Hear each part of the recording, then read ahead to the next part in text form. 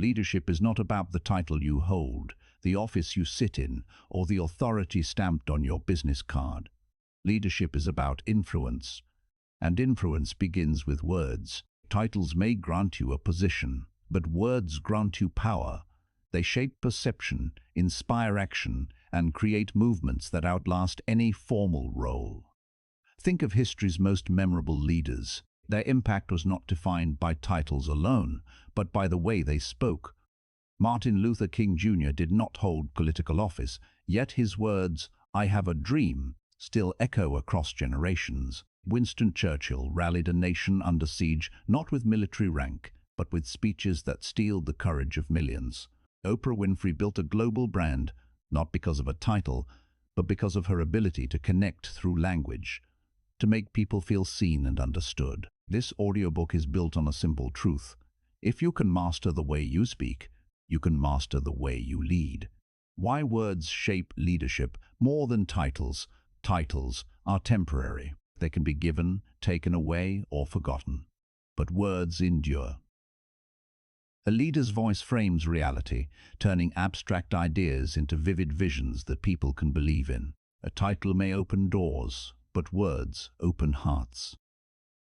Leadership is not about commanding, it's about convincing. It's about painting a picture of what could be and guiding others toward it. And the brush you use to paint that picture is language. The promise of this audiobook: by the time you finish listening to How to Talk Like a Leader, you will know how to speak with clarity so your ideas cut through noise and confusion. Project authority without arrogance, commanding respect through tone and presence.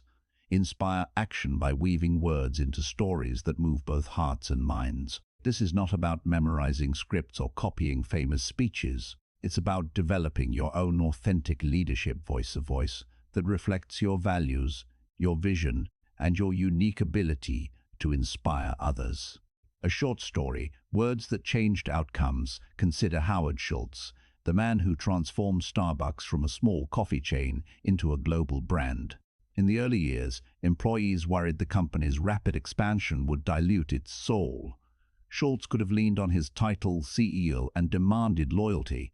Instead, he chose words. He spoke not about profits or market share, but about purpose. He told his team Starbucks was not just a coffee company. It was a place of connection, a third space between home and work, where people could feel a sense of belonging. Those words shifted everything. Employees stopped seeing themselves as baristas serving drinks and started seeing themselves as ambassadors of experience. Customers didn't just buy coffee, they bought into a story. Starbucks grew into a global phenomenon not because of Schultz's title, but because of the language he used to inspire belief. Closing the introduction. As you begin this journey, remember, leadership is not about the title you carry, it's about the voice you share. By the end of this audiobook, you will not just know how to talk like a leader, you will become the kind of leader whose words inspire trust, clarity, and action. Chapter 1. The Voice of Authority. When people think of authority, they often imagine titles, uniforms, or positions of power. But true authority, the kind that makes people stop, listen, and follow, comes from something far more subtle: the voice. Not just the sound of it, but the way it carries conviction, clarity, and confidence. A leader's voice is their instrument. It can command attention without shouting, persuade without manipulation, and inspire without theatrics.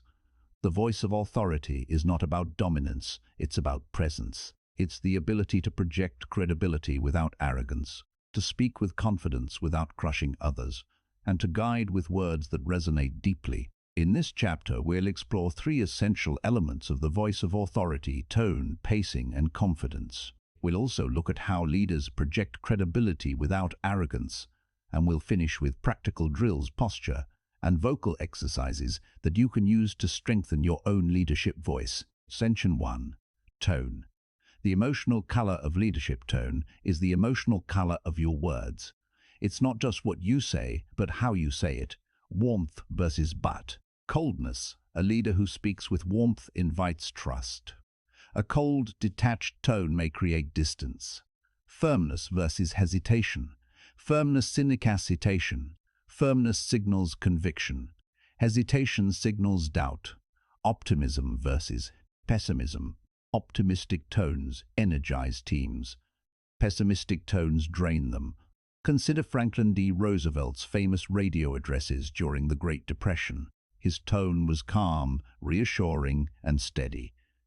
He didn't sugarcoat reality, but he spoke with a confidence that made people believe recovery was possible.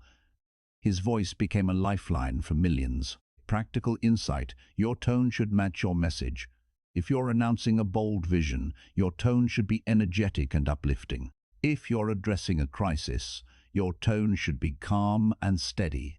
Tone is the emotional bridge between your words and your audience. Section 2. Pacing. The rhythm of authority. Pacing is the rhythm of your speech. Leaders who rush sound nervous. Leaders who drag sound uncertain. The right pacing creates impact. Pauses. Silence is powerful. A well-placed pause lets your words sink in. Speed. Varying speed keeps listeners engaged. Slow down for emphasis, speed up for energy. Cadence, repetition, and rhythm make ideas memorable. Think of Martin Luther King Jr.'s "I Have a Dream" refrain.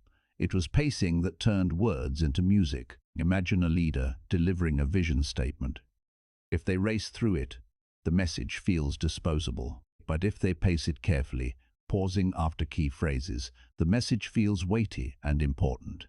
Practical insight. Practice reading a passage aloud, deliberately slowing down at key points. Notice how the meaning deepens when you give listeners time to absorb it. Section 3. Confidence. The foundation of authority. Confidence is the foundation of the voice of authority. Without it, tone and pacing collapse. But confidence is not arrogance. It's not about being louder or more forceful. It's about being grounded. Clarity. Confident leaders speak clearly. They don't mumble or trail off.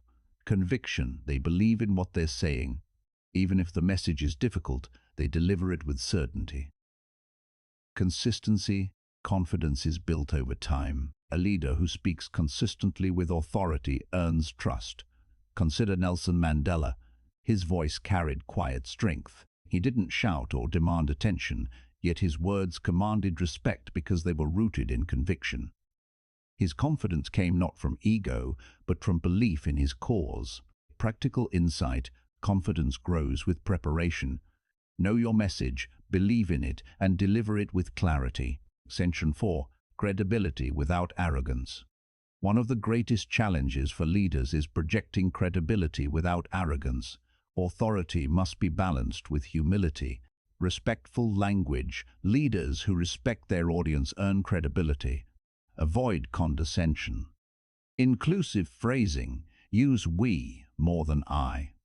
Authority is strengthened when people feel included. Authenticity. Speak honestly. Audiences can sense when words are empty. Arrogance alienates. Credibility attracts. A leader who says, "I know best," loses followers. A leader who says, "Together we can achieve this," gains them. Practical insight. Before speaking, ask yourself, am I trying to impress or am I trying to inspire? The voice of authority inspires. Section 5. Practice drills. Posture and vocal exercises. Authority is not just in the words, it's in the body that delivers them. Posture and vocal exercises can transform your presence. Posture drills. The grounded stance. Stand with feet shoulder width apart. Distribute weight evenly. This creates stability. Open chest. Roll shoulders back. Open your chest. This signals confidence and allows fuller breathing. Head alignment. Keep your head level, not tilted down or up. This projects balance and authority. Vocal drills. Breathing control. Inhale deeply through the nose. Exhale slowly through the mouth.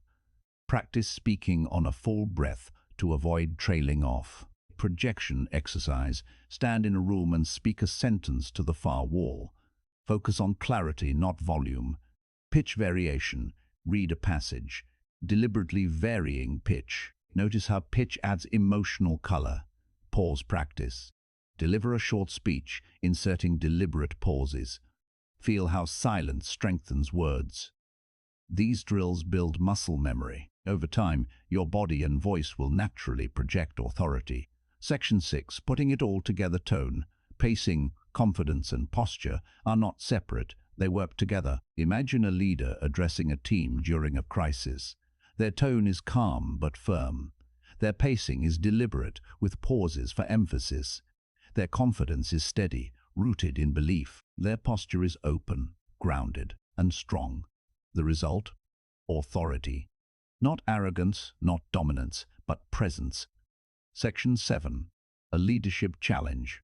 At the end of each chapter, I'll give you a challenge. Here's yours for Chapter 1, Leadership Challenge. Record yourself delivering a 2-minute message. Focus on tone, pacing, and confidence. Watch it back. Notice where your tone shifts, where your pacing speeds up or slows down, and where your confidence wavers. Repeat the exercise daily for 1 week. By the end of the week, you'll hear the difference. Your voice will carry more authority, more clarity, and more presence. Section 8. Closing thoughts. The voice of authority is not about being the loudest in the room. It's about being the clearest, the most grounded, and the most inspiring. Tone gives your words emotional color. Pacing gives them rhythm. Confidence gives them weight. Posture and vocal exercises give them strength. When you master these elements, you don't just talk like a leader. You become one. E. Horn. Chapter 2. Clarity over complexity. Introduction. The power of simple words. Leadership is not about sounding the smartest in the room. It's about being understood. Too often, leaders fall into the trap of jargon, technical language, or overly complex explanations. They believe complexity signals intelligence. In reality, complexity often signals insecurity. True intelligence lies in simplicity. When you strip away jargon, when you speak plainly, you invite people in. You make your ideas accessible. You give them power. Simplicity is not about dumbing things down. It's about sharpening them up. It's about cutting through noise so that your message lands with precision. In this chapter, we'll explore why simplicity beats jargon, frameworks for structuring ideas like the Rule of Three and storytelling arcs, and we'll examine famous speeches that move nations through clarity. Section 1. Why simplicity beats jargon. Jargon is seductive. It makes us feel professional, sophisticated, and part of an insider group. But jargon excludes. It creates distance between the speaker and the listener. Jargon confuses. When leaders use technical terms without explanation, they lose their audience. People stop listening. Simplicity connects. Simple words cut through complexity. They make ideas memorable. They invite participation. Clarity builds trust. When leaders speak plainly, they signal honesty. They show they have nothing to hide. Consider Abraham Lincoln's Gettysburg Address. In just 272 words, Lincoln redefined the meaning of the Civil War. He didn't use jargon. He didn't drown his audience in detail. He spoke simply, government of the people, by the people, for the people. Those words endure because they are clear, practical insight. If you can't explain your ideas simply, you don't understand it deeply enough. Section 2. Frameworks for structuring ideas. Clarity is not just about word choice. It's about structure. Leaders who organize their ideas well make them easier to follow, remember, and act upon. Two powerful frameworks are the Rule of Three and storytelling arcs. The Rule of Three. The human brain loves patterns, and 3 is the most memorable number in communication. 3 points. Organize your message into 3 key ideas. More than 3 feels overwhelming. 3 words. Use 3-word phrases for impact. Life, liberty, happiness. Reduce, reuse, recycle. 3 steps. Break down processes into 3 steps. It feels complete but manageable. Why 3? Because it creates rhythm. It feels balanced. It sticks. Exercise. Take a complex idea you want to explain. Reduce it to 3 key points. Practice delivering those points in sequence. Notice how much easier it is for people to remember. Storytelling arcs. Humans are wired for stories. We remember narratives more than data. A storytelling arc gives your message emotional power. Beginning. set the scene. Introduce the challenge. Middle, show the struggle, build tension. End, deliver resolution, inspire hope. Think of John F. Kennedy's moon speech in 1962. He didn't just say, "We will go to the moon." He told a story, humanity's quest for exploration, the challenge of science, the struggle against doubt. Then he delivered resolution. We choose to go to the moon. That art transformed a technical goal into a national mission. Exercise, practice framing your message as a story. Begin with a challenge, build tension, and end with resolution. Section 3. Case Study. Famous speeches that moved nations. Let's examine 3 speeches that demonstrate the power of clarity. Lincoln's Gettysburg Address, 1863. Lincoln spoke at a battlefield where thousands had died. He could have delivered a long, complex policy speech. Instead, he spoke for just 2 minutes. His words were simple, direct, and profound. Government of the people, by the people, for the people, shall not perish from the earth. No jargon, no complexity, just clarity. That phrase became the defining vision of democracy. Winston Churchill's "We shall fight on the beaches," 1940. Britain faced invasion. Morale was low. Churchill needed to rally his people. His speech was clear, repetitive, and rhythmic. We shall fight on the beaches. We shall fight on the landing grounds. We shall fight in the fields and in the streets. The repetition created rhythm. The clarity created resolve. Churchill didn't hide behind military jargon. He spoke plainly, and his words steeled a nation. Martin Luther King Jr.'s "I Have a Dream," 1963. King's speech is remembered not for complexity, but for clarity. His refrain, "I have a dream," was simple, powerful, and repeated. He painted vivid pictures of children playing together, of justice rolling down like waters. His clarity turned a march into a movement. Section 4. Practical tools for clarity. How can you apply these lessons in your own leadership communication? Eliminate jargon. Replace technical terms with plain language. Use the rule of 3. Structure your message into 3 points. Tell stories. Frame ideas as narratives with a beginning, middle, and end. Repeat for impact. Repetition creates rhythm and memory. Paint pictures. Use vivid imagery to make abstract ideas concrete. Section 5. Practice drills. Drill 1. Jargon elimination. Take a memo or speech you've written. Highlight every technical term. Replace it with plain language. Drill 2. Rule of 3. Choose a complex idea. Reduce it to 3 points. Practice delivering those points aloud. Drill 3. Storytelling arc. Pick a leadership challenge. Frame it as a story. Beginning, middle, end. Deliver it aloud. Drill 4. Repetition practice. Write a short speech with 1 key phrase. Repeat that phrase 3 times in different contexts. Notice how repetition strengthens impact. Section 6. A leadership challenge. Here's your challenge for this chapter. Identify 1 message you need to deliver this week. Strip away jargon. Reduce it to 3 key points. Frame it as a story. Deliver it aloud, using repetition for emphasis. Record yourself. Listen back.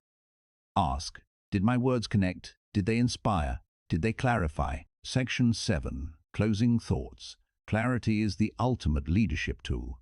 Complexity may impress, but clarity inspires. Jargon may exclude, but simplicity includes. Leaders who master clarity move people not because they sound smart, but because they sound human. Lincoln, Churchill, King, these leaders didn't hide behind complexity. They spoke plainly, powerfully, and with conviction. Their words moved nations. Yours can too. When you speak with clarity, you don't just talk like a leader, you lead. Elon. Chapter 3. Listening like a leader. Introduction. The forgotten superpower. When people imagine great leaders, they often picture powerful speeches, bold decisions, or commanding presence. But there is another skill quieter, less glamorous, that often determines whether a leader succeeds or fails. Listening. Listening is the most underrated leadership superpower. It is the foundation of trust, the fuel of influence, and the bridge between vision and execution. Leaders who listen don't just hear words, they hear meaning, emotion, and intention. They make people feel valued, respected, and understood. And when people feel understood, they follow. In this chapter, we'll explore why active listening is a leadership superpower, techniques like reflective listening and asking powerful questions, and how listening builds trust and influence. Section 1. Active listening as a leadership superpower. Active listening is more than hearing. It is intentional, focused, and empathetic. It requires leaders to silence their inner monologue, resist the urge to interrupt, and give full attention to the speaker. Presence. Active listening means being fully present. No phones, no distractions, no rehearsing your response. Empathy. It means tuning into emotions, not just words. Validation. It means showing the speaker that their perspective matters. Why is this a superpower? Because most people don't feel heard. In workplaces, employees often complain that leaders talk more than they listen. When a leader truly listens, it feels rare, powerful, and transformative. Example. Consider a manager who listens to an employee's frustration about workload. Instead of dismissing it, the manager asks clarifying questions, acknowledges the challenge, and works together on solutions. That employee walks away not just with a lighter workload, but with deeper trust in their leader. Section 2. Techniques for listening like a leader. Reflective listening.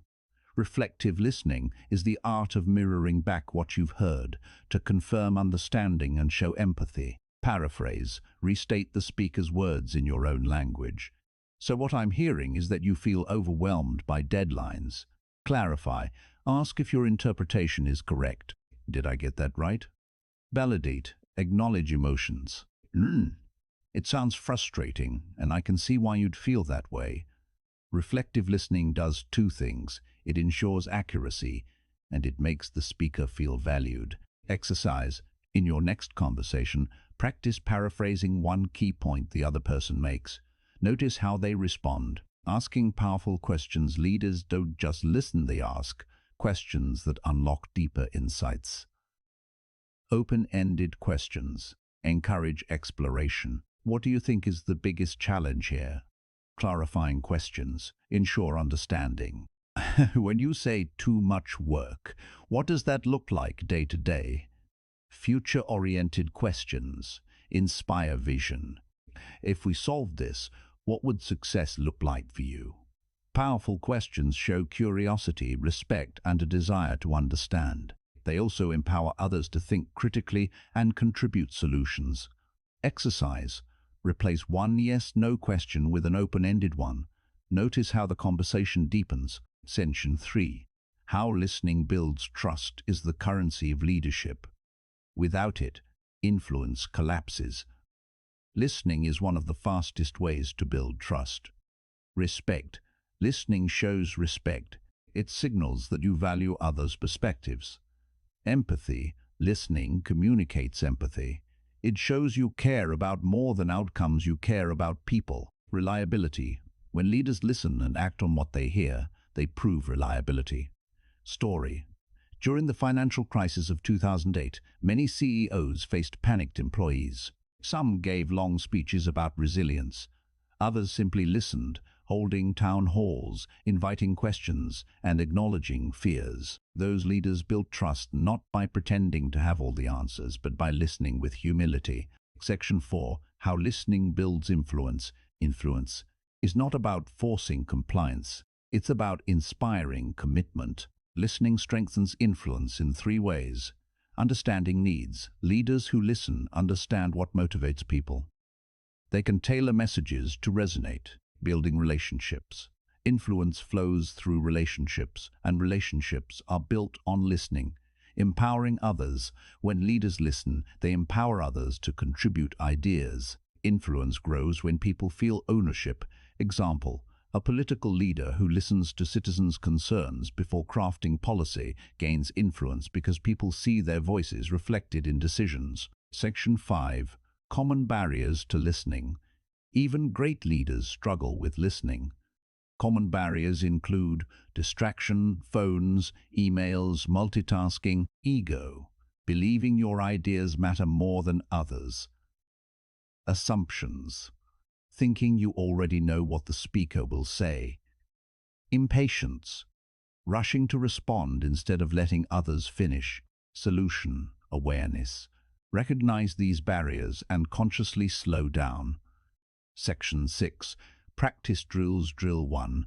The silent minute. In your next meeting, spend 1 full minute listening without speaking. Resist the urge to interrupt. Drill 2. Paraphrase practice.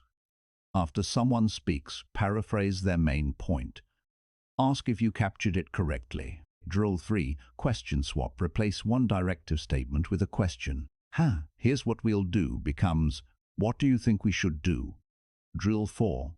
Emotion acknowledgement. Listen for emotion, not just words. Acknowledge it. I hear the frustration in your voice. Section 7. A leadership challenge. Here's your challenge for this chapter. In the next week, choose 3 conversations where you will practice active listening. Use reflective listening at least once. Ask one powerful question. Notice how the other person responds. Write down your observations. Did trust deepen? Did influence grow? Section 8. Closing thoughts. Listening is not passive. It is active, intentional, and powerful. Leaders who listen gain trust, build influence, and inspire loyalty. Reflective listening and powerful questions are tools, but the mindset is what matters most, the belief that every voice deserves to be heard. When you listen like a leader, you don't just hear words, you hear people. And when people feel heard, they follow. E. Hange, Chapter 4, Persuasion and Influence. Introduction. The art of moving minds and hearts. Leadership is not just about clarity or authority, it's about influence. Influence is the ability to move people from where they are to where you want them to be. It's the power to inspire action, shift perspectives, and ignite commitment. And at the heart of influence lies persuasion. Persuasion is not manipulation. It's not trickery or coercion. True persuasion is about aligning your vision with the values, emotions, and logic of your audience. It's about helping people see what you see, feel what you feel, and believe in what you believe. In this chapter, we'll explore the 2 pillars of persuasion: emotional resonance and logical appeal. We'll examine the tools leaders use: metaphors, analogies, and storytelling to make ideas unforgettable. And we'll learn how to inspire action through framing, the art of presenting ideas in ways that motivate people to act. Section 1. Emotional resonance versus basic. Logical appeal. Persuasion lives at the intersection of emotion and logic. Both are essential, but they play different roles. Emotional resonance. Emotion is the spark. It's what makes people care. Without emotion, logic falls flat. Connection. Emotion creates connection. When people feel something, they bond with the speaker. Motivation. Emotion drives action. People act not because of data, but because of how they feel about the data. Memory. Emotion makes messages memorable. We remember how words made us feel long after we forget the details. Example, when Martin Luther King Jr. said, "I have a dream," he didn't present statistics about inequality. He painted emotional pictures, children playing together, justice rolling down like waters. His words resonated because they touched hearts. Logical appeal. Logic is the foundation. It's what makes people believe. Without logic, emotion feels empty. Credibility. Logic builds credibility. Facts, evidence, and reasoning show that your vision is grounded. Structure. Logic organizes ideas. It gives people a roadmap to follow. Sustainability. Logic sustains commitment. Emotion may spark action, but logic keeps it alive. Example. When John F. Kennedy announced the moon mission, he didn't just inspire with vision. He explained the scientific challenges, the timeline, and the rationale. His logic gave credibility to his emotional appeal. The balanced great leaders blend both. Emotion without logic is hype. Logic without emotion is dry. Together they create persuasion that moves minds and hearts. Section 2. Tools of persuasion. Leaders use tools to make persuasion powerful. 3 of the most effective are metaphors, analogies, and storytelling. Metaphors. Metaphors compare one thing to another, making abstract ideas concrete. Simplification. Metaphors simplify complexity. Time is money. Visualization. They create vivid images. Ideas are seeds. Emotion. They evoke feeling. Hope is a light in the darkness. Leadership example. Nelson Mandela often spoke of freedom as a journey. That metaphor made the struggle relatable and hopeful. Exercise. Take a complex idea you want to explain. Create a metaphor that makes it vivid. Analogies. Analogies compare relationships between ideas, helping people understand unfamiliar concepts. Bridge. Analogies bridge the known and the unknown. Clarity. They make abstract ideas relatable. Persuasion. They show patterns that convince. Leadership example. Steve Jobs compared computers to bicycles for the mind. That analogy made technology exciting and accessible. Exercise. Think of a new initiative you're leading. Create an analogy that connects it to something familiar. Storytelling. Stories are the ultimate persuasion tool. They combine emotion and logic, making ideas unforgettable. Characters. Stories give ideas human faces. Conflict. Stories show struggle, which creates tension. Resolution. Stories deliver hope, which inspires action. Leadership. Example. During the Great Depression, Franklin D. Roosevelt told stories of ordinary Americans struggling and persevering. His fireside chats turned policy into human narratives. Exercise. Frame your next message as a story. Introduce a challenge, show the struggle, and end with resolution. Section 3. Inspiring action through framing. Framing is the art of presenting ideas in ways that motivate people to act. The same idea can inspire or fall flat, depending on how it's framed. Positive versus negative frames. Positive frame focuses on benefits. If we succeed, we'll create opportunities. Negative frame focuses on consequences. If we fail, we'll lose ground. Both can be persuasive, but positive frames inspire hope, while negative frames spark urgency. Individual versus collective frames. Individual frame appeals to personal benefit. This will help you grow. Collective frame appeals to group benefit. This will strengthen our team. Leaders often blend both, showing how action benefits individuals and the group. Short-term versus long-term frames. Short-term versus on immediate impact. This will make your job easier today. Long-term frame focuses on future vision. This will build a legacy for tomorrow. Great leaders connect short-term wins to long-term vision. Section 4. Case studies in persuasion. Barack Obama's 2008 campaign speeches. Obama blended emotion and logic. His phrase, "Yes, we can," was emotional resonance. His detailed policy explanations were logical appeal. Together, they persuaded millions. Malala Yousafzai's UN speech. Malala used storytelling, her own life story, to persuade the world about education. Her words resonated emotionally, but her statistics about girls' education grounded her appeal in logic. Ronald Reagan's Challenger speech after the Challenger disaster.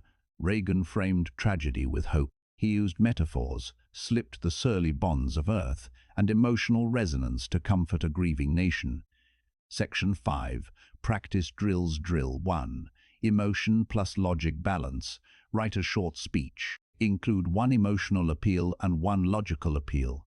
Deliver it aloud. Drill 2. Metaphor creation. Take a complex idea. Create 3 metaphors to explain it. Choose the most powerful. Drill 3. Analogy practice. Pick a new initiative. Create an analogy that connects it to something familiar. Drill 4. Storytelling arc frame. A message as a story, beginning, middle, end. Deliver it aloud. Drill 5. Framing exercise. Take one idea. Frame it 3 ways: positive, collective, long-term. Notice how each changes impact. Section 6. a leadership challenge. Here's your challenge for this chapter. Identify one message you need to deliver this week. Blend emotion and logic. Use one metaphor, one analogy, and one story. Frame the message positively and collectively. Deliver it aloud. Record yourself. Listen back. Ask, did my words persuade? Did they inspire action? Section 7. Closing thoughts. Persuasion is the art of influence. It's not about manipulation. It's about alignment. Leaders persuade by blending emotional resonance and logical appeal, by using metaphors, analogies, and storytelling, and by framing ideas in ways that inspire action. When you master persuasion, you don't just talk like a leader, you move people, you ignite commitment, you inspire change. Because in the end, leadership is not about telling people what to do. It's about persuading them to believe in what you believe and to act on it. Chapter 5. Handling conflict with words. Introduction. The leader's role in conflict is inevitable. Wherever people work together, whether in families, teams, or nations, differences arise. Leaders are not judged by whether conflict exists, but by how they handle it. Words can either escalate tension or calm it. They can inflame emotions or soothe them. They can divide or unite. The true test of leadership is not how you speak when everything is going well, but how you speak when emotions are high, stakes are serious, and conflict threatens progress. In this chapter, we'll explore how language can calm rather than escalate, negotiation phrasing and de-escalation techniques, and role-play exercises for tough conversations. Section 1. Language that calms versus language that escalates. Language that escalates. Certain words and phrases act like fuel on fire. They intensify conflict, trigger defensiveness, and close the door to resolution. Accusatory language. You always. You never. These phrases generalize and attack character. Absolute statements, that's wrong. This is the only way. Absolutes leave no room for dialogue. Dismissive phrases. Calm down. You're overreacting. These invalidate emotions and escalate frustration. Loaded questions. Why can't you ever get this right? Such phrasing provokes shame and anger. Escalating language makes people feel attacked, misunderstood, or cornered. When people feel cornered, they fight back. Language that calms. Calming language, on the other hand, opens space for dialogue. It reduces defensiveness and invites cooperation. Acknowledgement. I hear your concern. I understand this is frustrating. Neutral phrasing. Let's look at the options. Here's one perspective. Collaborative language. How can we solve this together? What would work for you? Empathetic statements. I can see why this matters to you. Calming language validates emotions, reframes issues, and shifts focus from blame to solutions. Practical insight. Before speaking in conflict, ask yourself, will these words open a door or close it? Section 2. Negotiation phrasing and de-escalation techniques. Negotiation is not about winning, it's about finding common ground. De-escalation is not about ignoring conflict. It's about reducing tension so resolution becomes possible. Negotiation phrasing. Effective negotiation language balances firmness with respect. Statements. Focus on your perspective without blaming. I feel concerned when deadlines slip. Option language. Present choices instead of ultimatums. We could approach this in two ways. Conditional phrasing.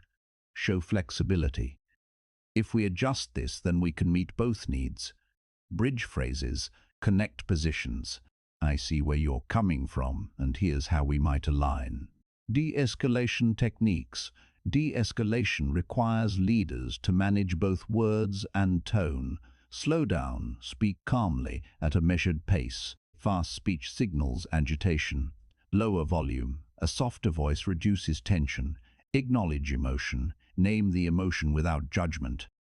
I can tell this is upsetting. Redirect focus. Shift from past blame to future solutions. Let's talk about what we can do next. Offer small agreements. Find points of consensus. We both agree deadlines matter. Story example.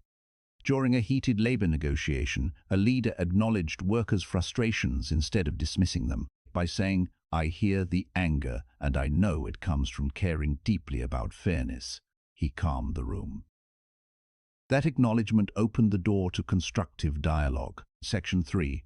Role-play exercises for tough conversations. Learning conflict language requires practice. Role-play exercises simulate tough conversations so leaders can rehearse calming and persuasive phrasing. Exercise 1. The angry employee scenario. An employee feels unfairly treated and raises their voice. Escalating response. You're being unreasonable. Calm down. Calming response. I hear how strongly you feel about this. Let's take a moment to understand what's driving that frustration. Practice role-play both responses. Notice how the tone shifts. Exercise 2. The stalled negotiation scenario. Two departments disagree on resource allocation. Escalating response. We need this more than you do. End of discussion. Calming response. I see both departments have valid needs. Let's explore options that balance priorities. Practice role-play presenting options instead of ultimatums. Exercise 3. The personal attack scenario. A colleague says, "You never support my ideas." Escalating response. That's not true. You're exaggerating. Calming response. I hear that you feel unsupported. Can you share an example so I can understand better? Practice role-play shifting from defensiveness to curiosity. Exercise 4. The high-stakes conflict scenario. A client threatens to leave due to dissatisfaction. Escalating response. If you don't appreciate our work, maybe you should go. Calming response.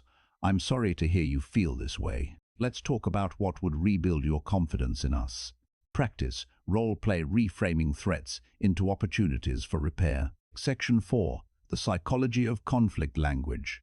Why does calming language work? Because conflict is emotional before it is logical. When people are upset, their brains shift into fight or flight mode. Logic shuts down, emotion takes over. Calming language reduces emotional arousal. It signals safety. Once emotions settle, logic returns and resolution becomes possible. Escalating language, by contrast, intensifies emotional arousal. It signals threat. Logic shuts down further and conflict spirals. Practical insight in conflict. Your first goal is not resolution, it's regulation. Calm the emotions, then solve the problem. Section 5. Leadership challenge. Here's your challenge for this chapter. Identify one upcoming conversation that may involve conflict. Write down 3 calming phrases you could use. Write down 3 escalating phrases to avoid. Role-play the conversation with a colleague or record yourself. Reflect. Did your words open a door or close it? Section 6. Closing thoughts. Conflict is not the enemy. Poor communication is. Leaders who master conflict language turn tension into trust, disagreement into dialogue, and division into unity. Language that calms validates emotions and opens space for solutions. Negotiation phrasing balances firmness with respect. De-escalation techniques reduce tension so logic can return. Role-play exercises prepare leaders for the heat of real conversations. When you handle conflict with words, you don't just resolve disputes, you strengthen relationships. You show people that even in disagreement they are valued, and that is the essence of leadership. Because in the end, leadership is not about avoiding conflict. It's about transforming conflict into progress one word at a time. Ilhon. Chapter 6. Speaking to Inspire. Introduction. The power of inspirational speech leadership is not only about clarity, authority, or conflict resolution. It is about inspiration. People follow leaders not just because they understand the plan, but because they feel moved to act. Inspiration is the spark that transforms ordinary communication into extraordinary influence. When leaders speak to inspire, they do more than deliver information.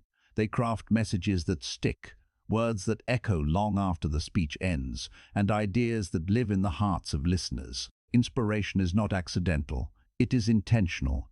It is built through rhythm, repetition, pauses, and emotional resonance. In this chapter, we'll explore how to craft motivational messages that stick, how rhythm, Repetition and pauses create impact, and we'll study examples from Martin Luther King Jr., Steve Jobs, and Oprah Winfrey, three leaders whose words inspired millions. Section 1.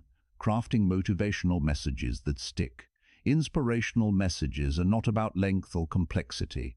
They are about resonance. The best motivational messages are simple, memorable, and emotionally charged. Principles of sticky messages: simplicity, strip away jargon, use plain, powerful words. Emotion, connect to feelings, not just facts. Imagery, paint pictures in the mind. Relevance, tie the message to the audience's values and aspirations. Action, end with a call to action that feels achievable. Example: when Martin Luther King Jr. said, "I have a dream," he didn't present a policy paper. He presented a vision, simply emotional, vivid, relevant, and actionable. Crafting your own message. To craft a motivational message, identify the core idea you want people to remember. Reduce it to one sentence. Add emotional language or imagery. Repeat it throughout your speech. Exercise. Write down your leadership vision in one sentence. Then rewrite it using imagery and emotion. Section 2. Rhythm, repetition, and pauses for impact. Inspirational speech is not just about words, it's about delivery. Rhythm, repetition, and pauses turn ordinary language into music. Rhythm is the cadence of speech. It makes words flow, creates energy, and keeps listeners engaged. Balanced sentences. Use parallel structure. We will fight, we will endure, we will prevail. Varied pace. Speed up for energy, slow down for emphasis. Musicality. Think of speech as song phrases should rise and fall. Repetition. Repetition reinforces ideas. It makes them memorable and powerful. Key phrases. Repeat your core message. I have a dream. Yes, we can. Rhythmic refrains. Use repetition to create rhythm. Emotional build. Each repetition should build intensity. Pauses. Pauses are silence with purpose. They give weight to words. Before impact, pause before a key phrase to build anticipation. After impact, pause after a key phrase to let it sink in. Emotional pause. Pause when emotion is high to let listeners feel. Practical insight. Rhythm engages, repetition reinforces, pauses amplify. Together they create inspiration. Section 3. Examples of inspirational speech. Martin Luther King Jr. King's "I Have a Dream" speech is one of the greatest examples of inspirational speaking. Repetition. I have a dream, repeated 8 times. Imagery. Children playing together, justice rolling down like waters. Rhythm. His cadence rose and fell like music. Pauses. He paused after each refrain, letting the words echo. King's speech stuck because it was simple, emotional, rhythmic, and repetitive. Steve Jobs inspired not with political vision, but with technological imagination. His 2005 Stanford commencement speech is legendary. Storytelling. He told 3 personal stories about connecting the dots: love and loss and death. Simplicity. His language was plain, conversational. Imagery. Stay hungry. Stay foolish. Pauses. He paused after key lines, letting them resonate. Jobs inspired by making technology human, by connecting personal experience to universal lessons. Oprah Winfrey. Oprah inspires through authenticity and connection. Her speeches blend vulnerability with empowerment. Emotion. She shares personal struggles openly. Imagery. She paints vivid pictures of resilience and hope. Repetition. She often repeats empowering phrases. You are enough. Live your best life. Pauses. She pauses to let emotion settle, creating intimacy. Oprah's inspiration comes from her ability to make every listener feel seen and valued. Section 4. Practical tools for speaking to inspire. Tool 1. The core phrase. Create one phrase that captures your message. Repeat it throughout your speech. Example: together we rise. Tool 2. The story arc. Frame your message as a story. Challenge, struggle, resolution. Example: share a time you overcame adversity, then connect it to the audience's journey. Tool 3. The emotional image. Use vivid imagery to make abstract ideas concrete. Example, hope is the sunrise after the longest night. Tool 4. The pause plan. Mark your speech with intentional pauses. Practice holding silence. Example, pause before delivering your core phrase. Pause after repeating it. Section 5. Practice drills. Drill 1. Phrase repetition. Write one motivational phrase. Repeat it 3 times in a short speech. Drill 2. Rhythm practice. Read a passage aloud. Adjust pacing to create rhythm. Drill 3. Pause exercise. Deliver a speech. Insert 3 intentional pauses. Notice how they change impact. Drill 4. Storytelling arc. Frame a message as a story. Deliver it aloud with rhythm, repetition, and pauses.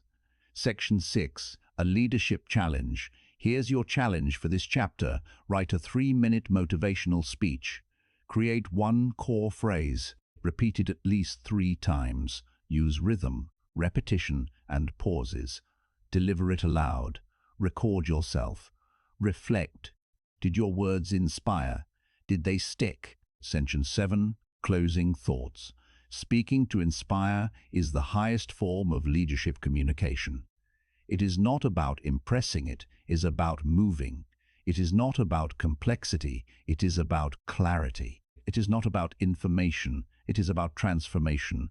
Martin Luther King Jr. inspired with vision. Steve Jobs inspired with imagination. Oprah Winfrey inspired with authenticity. Each used rhythm, repetition, pauses, and imagery to craft messages that stuck. When you master these tools, you don't just talk like a leader, you inspire like one. Because in the end, leadership is not about what people know. It's about what people feel and what they do because of it. Chapter 7. Communicating Vision. Introduction. Why vision matters. Leadership is not only about solving today's problems, it is about painting tomorrow's possibilities. A leader's greatest responsibility is to articulate a vision of the future that people can believe in, commit to, and work toward. Without vision, teams drift.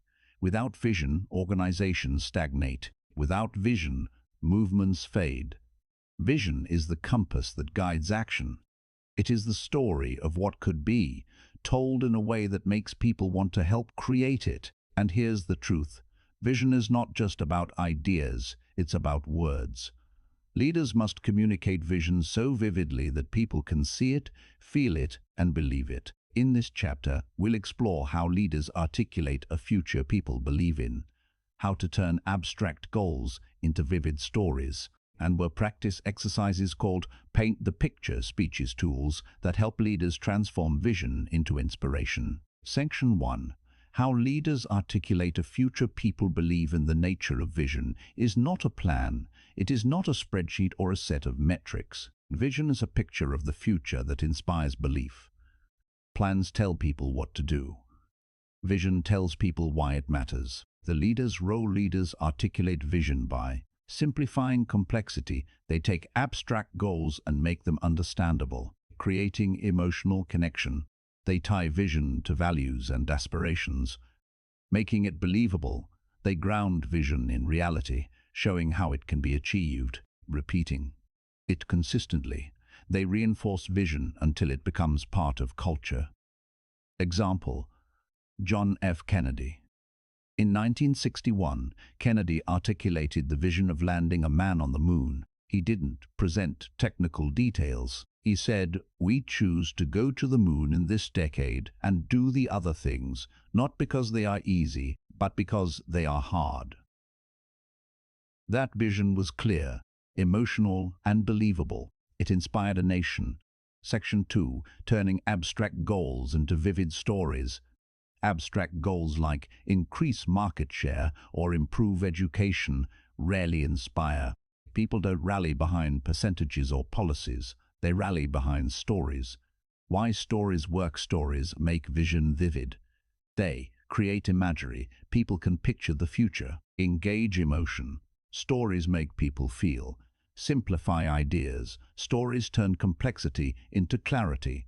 Build memory. Stories stick longer than data. How to tell vision stories. Start with the challenge. Describe the current reality. Introduce the struggle. Show obstacles that must be overcome. Paint the future. Describe what success looks like in vivid detail. Connect to values. Tie the vision to what people care about. Example: Martin Luther King Jr. King's "I Have a Dream" speech turned the abstract goal of civil rights into vivid stories. He didn't say, "We want legislative reform." He said, "I have a dream that one day little black boys and girls will be able to join hands with little white boys and girls as sisters and brothers." That story painted a picture people could see, feel, and believe in. Section 3. Techniques for communicating vision. Use imagery. Paint pictures with words. Instead of saying, "We will improve education," say, "Every child will walk into a classroom where their potential is nurtured, where curiosity is celebrated, and where opportunity is within reach." Use metaphors. Metaphors make vision relatable. We are building a bridge to the future. This company is a rocket ship, and we are all passengers. Use repetition. Repeat the vision until it sticks. Kennedy repeated, "We choose to go to the moon." King repeated, "I have a dream." Repetition reinforces belief. Use emotion. Tie vision to feelings. Hope, pride, determination. These emotions make vision powerful. Section 4. Exercises. Paint the picture. Speeches. Exercise 1. The classroom of the future. Imagine you are a leader in education. Your abstract goal is improve learning outcomes. Paint the picture. Speech. Imagine a classroom where every child feels excited to learn. Imagine walls filled with creativity, teachers who ignite curiosity, and students who believe in themselves. Picture a future where education is not a burden, but a joy. That is the future we are building together. Exercise 2. The company of tomorrow. Imagine you are a CEO. Your abstract goal is increase innovation. Paint the picture. Speech. Picture a company where ideas flow freely, where every employee feels empowered to create, where innovation is not confined to labs, but lives in every meeting, every conversation, every project. Imagine walking into work each day knowing you are shaping the future. That is the company we are becoming. Exercise 3. The community vision. Imagine you are a mayor. Your abstract goal is strengthen community. Paint the picture. Speech. Imagine streets filled with laughter, neighborhoods where people know each other's names, parks where families gather, and businesses that thrive because the community supports them. Picture a city where no one feels alone, where everyone feels connected. That is the vision we are building together. Exercise 4. The global mission. Imagine you are a non-profit leader. Your abstract goal is fight hunger. Paint the picture. Speech. Picture a world where no child goes to bed hungry, where families share meals without fear, where communities thrive because basic needs are met. Imagine the joy of a mother knowing her child will eat tomorrow. That is the world we are fighting for. Section 5. Practice drills. Drill 1. Vision simplification. Take one abstract goal. Rewrite it as a vivid picture. Drill 2. Story arc. Frame your vision as a story. Challenge, struggle, resolution. Drill 3. Imagery exercise. Write 3 sentences that paint a picture of your vision. Drill 4. Repetition practice. Create one phrase that captures your vision. Repeat it 3 times in a short speech. Section 6. A leadership challenge. Here's your challenge for this chapter. Identify one vision you need to communicate. Write a paint the picture speech. Use imagery, metaphors, repetition, and emotion. Deliver it aloud. Record yourself. Reflect. Did your words make the vision vivid? Did they inspire belief? Section 7. Closing thoughts. Communicating vision is the highest responsibility of leadership. Plans matter. Strategies matter. But vision inspires. Vision turns abstract goals into vivid stories. Vision makes people believe in the future and commit to creating it. Kennedy articulated a vision of the moon. King painted a dream of equality. Leaders across history have inspired movements not with data, but with words that made people see, feel, and believe. When you master the art of communicating vision, you don't just talk like a leader, you inspire like one. You give people a picture of tomorrow so vivid that they want to help build it today. Because in the end, leadership is not about managing the present. It is about shaping the future, and the future begins with vision. Chapter 8. Digital Leadership Communication. Introduction. Leadership in the Digital Age. Leadership in the digital age, it has always been about communication, but today, much of that communication happens through screens. Emails, video calls, and social media have become the primary channels through which leaders connect with teams, customers, and communities. The digital age has expanded a leader's reach, but it has also introduced new challenges. Tone can be misinterpreted in text. Authority can feel distant on video calls. Warmth can be lost in the brevity of social media posts. Leaders must learn to adapt their voice to digital platforms while maintaining clarity, authority, and inspiration. In this chapter, we'll explore how leaders lead through emails, video calls, and social media. We'll learn how to maintain warmth and authority in text, and we'll examine common pitfalls like tone, misinterpretation, and over-explaining that can undermine digital leadership. Section 1. Leading through email. Email remains the backbone of professional communication. For leaders, emails are not just about information, they are about influence. Principles of effective leadership. Emails clarity. Keep messages concise. Avoid jargon. Tone. Balance warmth with authority. Structure. Use clear headings, bullet points, and short paragraphs. Action. End with a clear call to action. Warmth in email. Warmth in email comes from personalization and empathy. Use names, acknowledge effort, express appreciation. Example: instead of writing, "Submit the report by Friday," write, "Thank you for your hard work on this project. Please submit the report by Friday so we can move forward together." Authority in email. Authority comes from confidence and clarity. Avoid hedging language like maybe or I think. Use firm but respectful phrasing. Example: we will implement this change starting Monday. Please prepare your teams accordingly. Pitfalls in email. Tone misinterpretation. Without vocal cues, emails can sound harsher than intended. Over-explaining. Long emails overwhelm readers. Keep it concise. Delayed response. Slow replies signal disengagement. Timely responses show leadership presence. Section 2. Leading through video calls. Video calls have replaced many in-person meetings. They allow leaders to connect across distances, but they require intentional communication. Principles of effective video leadership. Presence. Look into the camera, not the screen. Energy. Use facial expressions and gestures to convey enthusiasm. Clarity. Speak slowly and clearly. Engagement. Invite participation. Ask questions. Warmth in video calls. Warmth comes from authenticity. Smile. Use people's names. Acknowledge contributions. Example: thank you, Maria, for that insight. I appreciate the perspective you bring.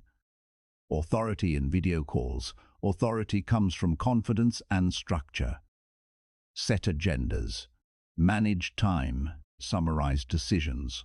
Example: we have 30 minutes. Let's focus on 3 priorities. By the end, we'll decide next steps.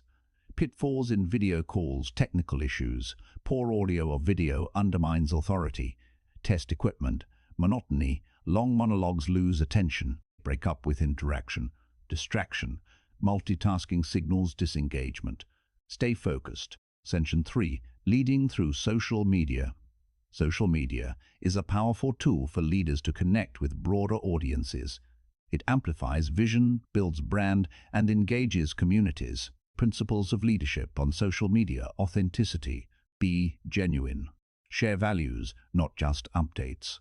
Clarity. Keep messages short and impactful. Consistency. Post regularly to maintain presence. Engagement.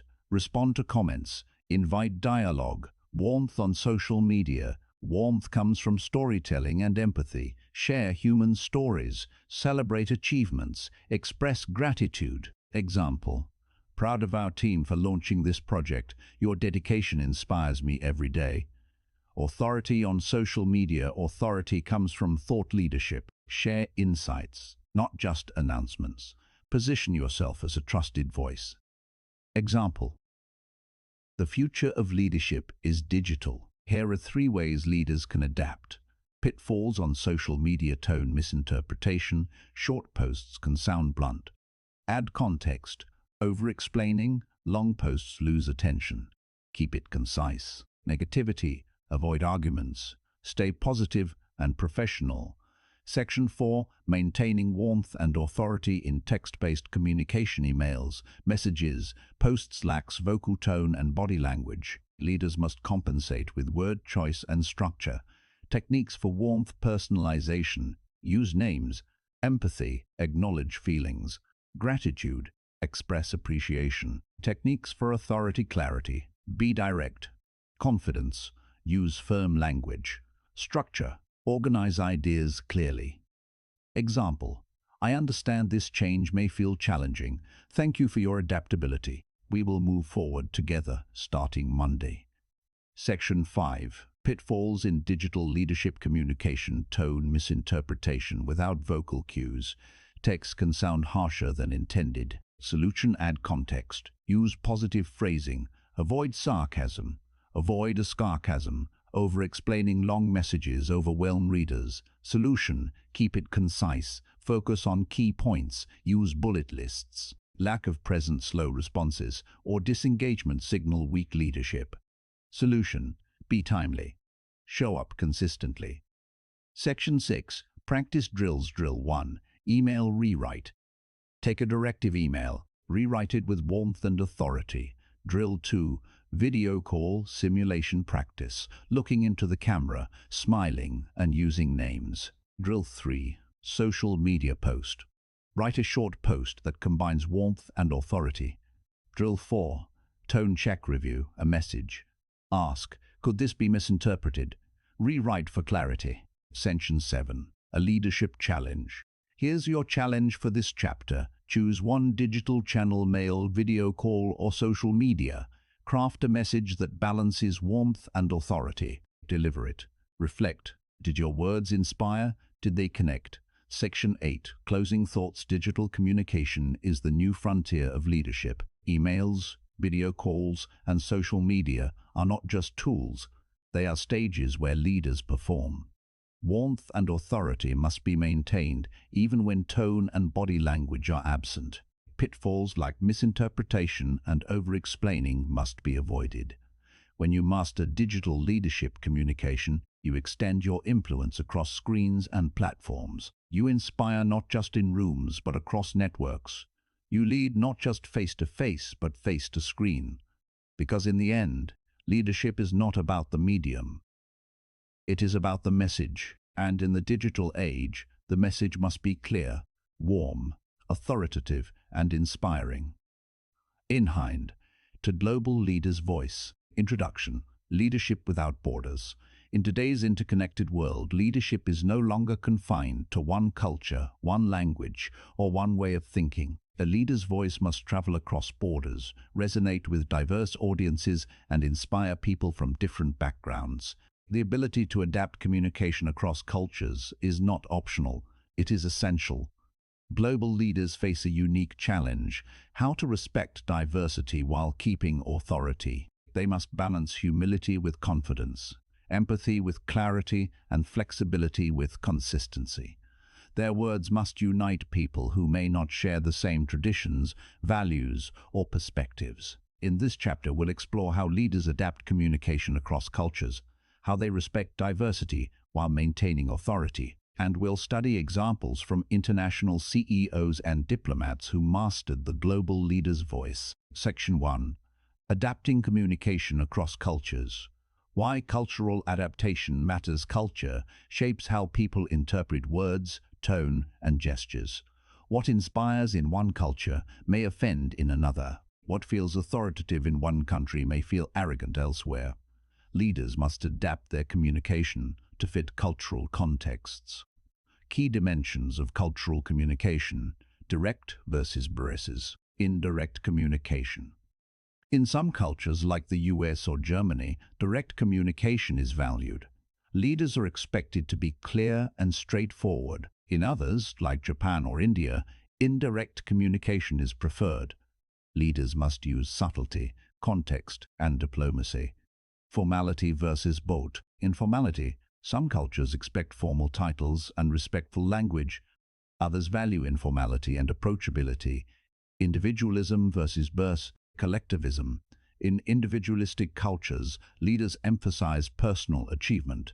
In collectivist cultures, leaders emphasize group harmony and shared success. High context versus low context communication. High context cultures rely on implicit meaning, shared history, and nonverbal cues. Low context cultures rely on explicit words and clear instructions. Practical insight: global leaders must learn to code switch to adjust their communication style depending on the cultural context.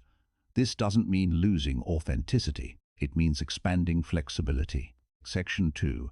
Respecting diversity. While keeping authority, the balance of respect and authority. Respecting diversity means acknowledging differences in values, traditions, and communication styles. But leaders must also maintain authority. They must project confidence and clarity. The challenge is to do both simultaneously. Techniques for balancing respect and authority: listen first, speak second. Show respect by listening to cultural perspectives before imposing your own. Authority grows when people feel heard. Use inclusive language. Replace "my way" with "our way." Authority is strengthened when people feel included. Adopt without compromising core values. Respect diversity in style, but maintain consistency in principles. Example: a leader may adapt tone, but not compromise integrity. Show humility without weakness. Acknowledge what you don't know about a culture. Authority comes from honesty, not pretending expertise. Example: Satya Nadella, CEO of Microsoft Nadella, leads a global company with employees in over 100 countries. He emphasizes empathy and inclusivity while maintaining authority. His communication adapts to diverse audiences, but his core values, growth mindset, innovation, and respect remain consistent. Section 3. Examples of global leaders. International CEOs. Indra Nooyi, former CEO of PepsiCo. Nooyi balanced authority with cultural sensitivity. She often spoke about her Indian heritage while leading a global company. Her communication emphasized respect for diversity, while her authority came from clarity of vision. Carlos Ghosn, former CEO of Nissan and Renault. Ghosn managed companies across Japan and France.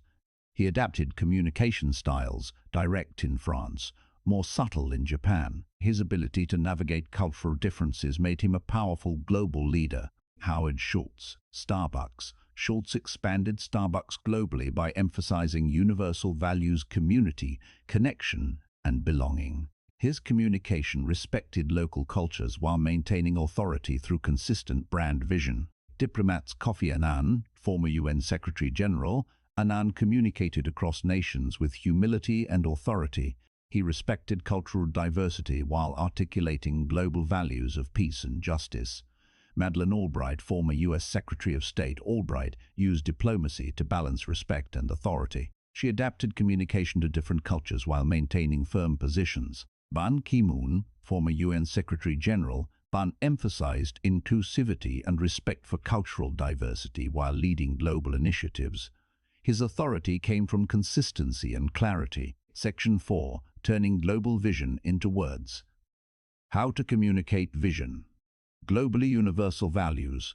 Focus on values that transcend culture: fairness, respect, opportunity, dignity. Local relevance. Adapt examples and metaphors to local contexts. Consistency across borders. Keep the core message consistent, but adjust delivery style. Example: Nelson Mandela's vision of freedom resonated globally because he spoke in universal terms: justice, dignity, equality. His words transcended cultural boundaries. Section 5. Exercises. Practicing the Global Leader's Voice Exercise 1.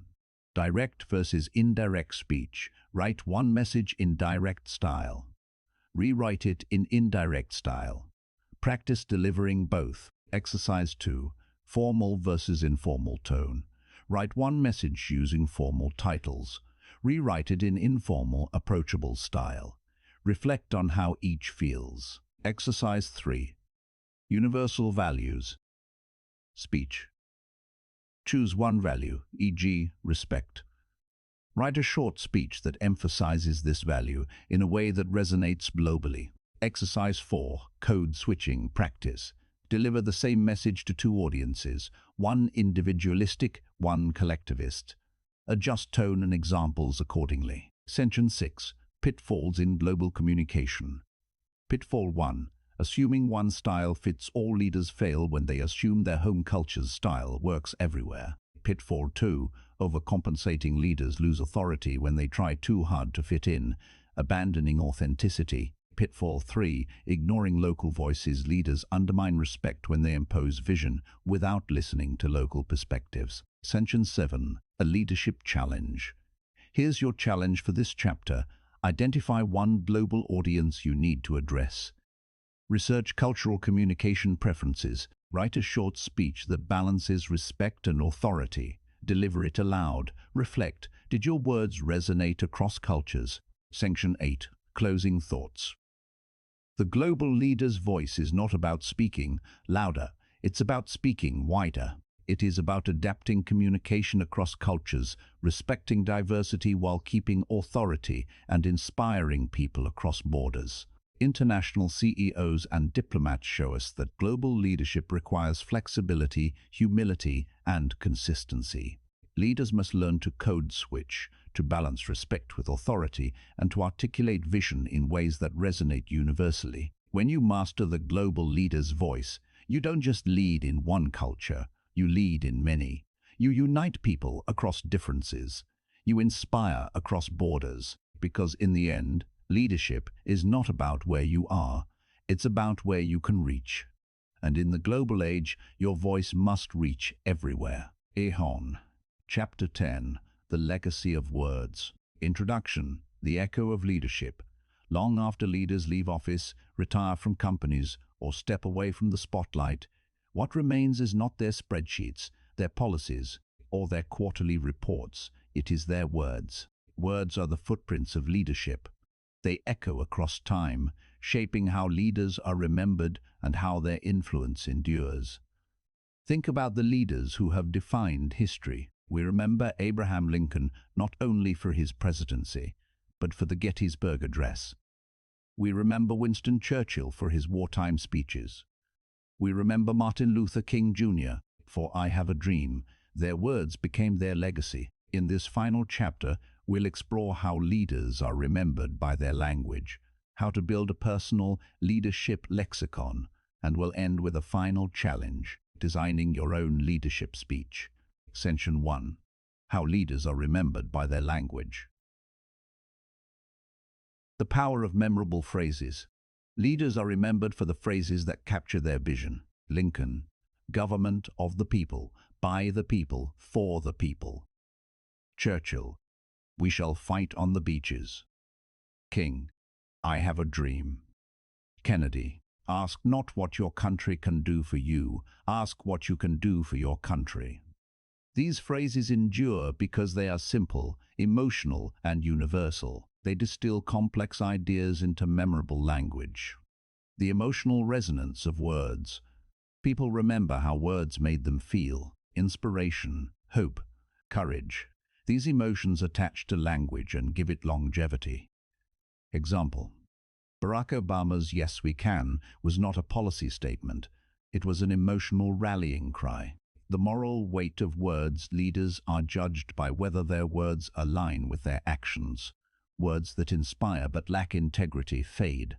Words backed by authenticity endure. Example, Nelson Mandela's words about reconciliation carried weight because he lived them. Section 2.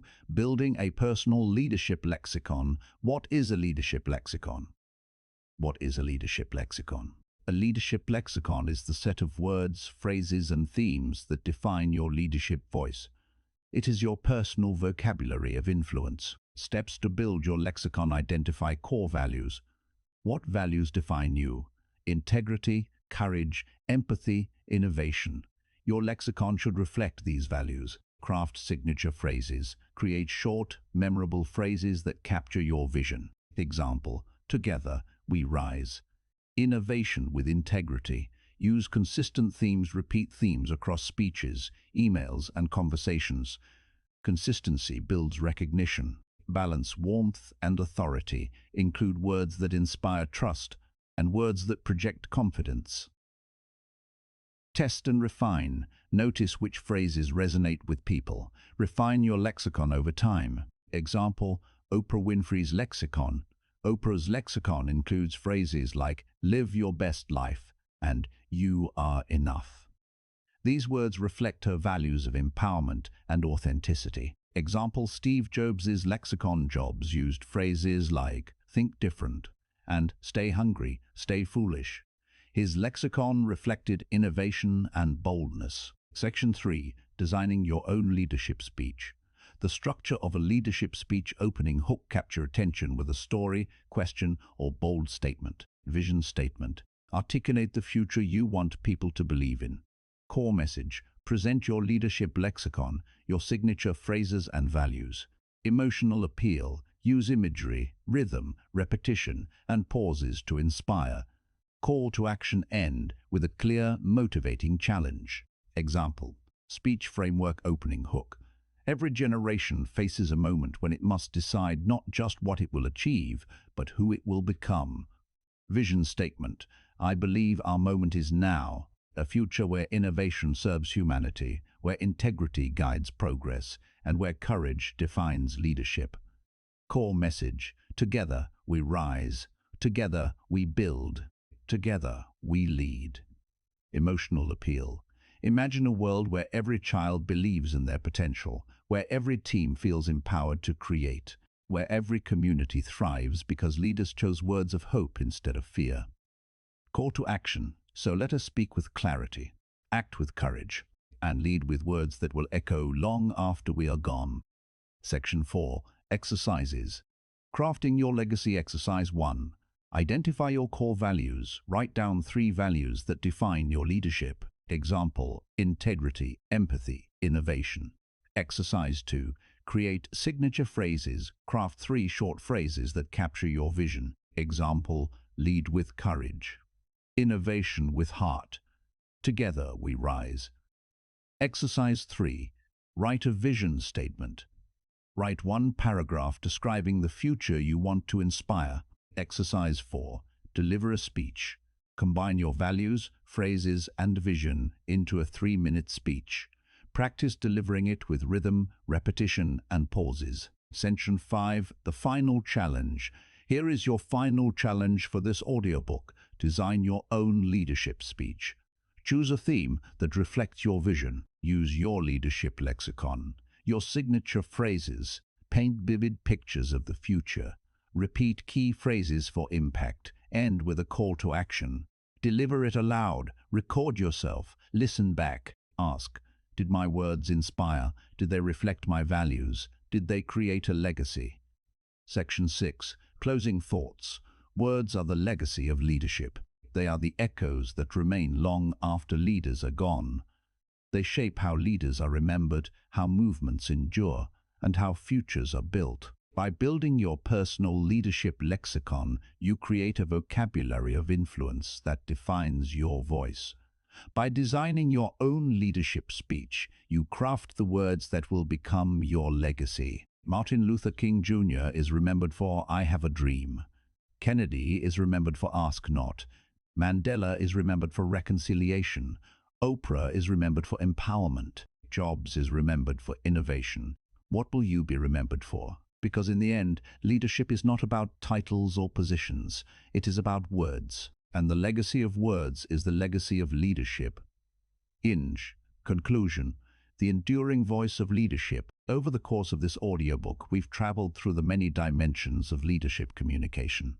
We began with the voice of authority, learning how tone, pacing, and confidence project credibility. We explored the power of clarity over complexity, discovering how simplicity beats jargon and how storytelling arcs make ideas unforgettable. We examined the art of listening like a leader, recognizing that influence begins not with speaking, but with hearing. We then moved into persuasion, conflict, and inspiration, learning how to persuade with emotion and logic, how to handle conflict with words that calm instead of escalate, and how to speak to inspire through rhythm, repetition, and pauses. We studied how leaders communicate vision, turning abstract goals into vivid stories, and how they adapt their voices in the digital age and across cultures. Finally, we reflected on the legacy of words, understanding that leaders are remembered not by their titles, but by the language they leave behind. Now, as we conclude, it's time to bring all these lessons together.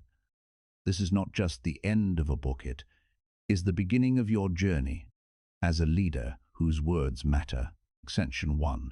The core truth of leadership communication. The core truth we've uncovered is simple. Leadership lives in language. Titles may grant authority, but words earn respect. Strategies may guide action, but words inspire commitment. Plans may organize tasks, but words create meaning. Every leader must recognize that communication is not a side skill, it is the central skill. Without it, vision fades, trust erodes, and influence disappears. With it, movements rise, teams unite, and futures are built. Section 2. The transformation of your voice. Think back to where we started. Perhaps you saw leadership communication as something reserved for great orators, politicians, or CEOs. Perhaps you doubted whether your words could carry weight. But now, you have tools. You know how to project authority without arrogance. You know how to simplify complexity into clarity. You know how to listen actively, reflectively, and empathetically. You know how to persuade with both emotion and logic. You know how to handle conflict with language that calms. You know how to inspire with rhythm, repetition, and pauses. You know how to communicate vision vividly. You know how to adapt across digital platforms and global cultures. You know how to build a personal leadership lexicon that defines your voice. This transformation is not theoretical. It is practical. It is something you can apply in every meeting, every email, every conversation, every speech. Section 3. The responsibility of words. With these tools comes responsibility. Words are powerful, but they can also be dangerous. They can heal or harm, unite or divide, inspire or manipulate. Leaders must use words wisely. Integrity. Speak truthfully. Do not promise what you cannot deliver. Empathy. Speak with compassion. Recognize the humanity of your audience. Consistency. Speak with alignment. Let your words match your actions. Courage. Speak boldly. Do not shy away from difficult truths. The responsibility of words is the responsibility of leadership. Section 4. The legacy you will leave. As we saw in Chapter 10, leaders are remembered by their language. The phrases you repeat, the stories you tell, the vision you articulate, these will become your legacy. Ask yourself, what words will people remember you for? Will they remember you as someone who inspired hope, who built trust, who painted a vision of possibility? Or will they remember you as someone who sowed confusion, escalated conflict, or spoke without integrity? Your legacy is being written every day, in every conversation. Section 5. The final challenge. Here is your final challenge. Design your own leadership voice. Identify your core values. Craft your leadership lexicon, your signature phrases. Write a short speech that captures your vision. Deliver it aloud with rhythm, repetition, and pauses. Reflect on how it feels and refine it over time. This is not just an exercise, it is the beginning of your legacy.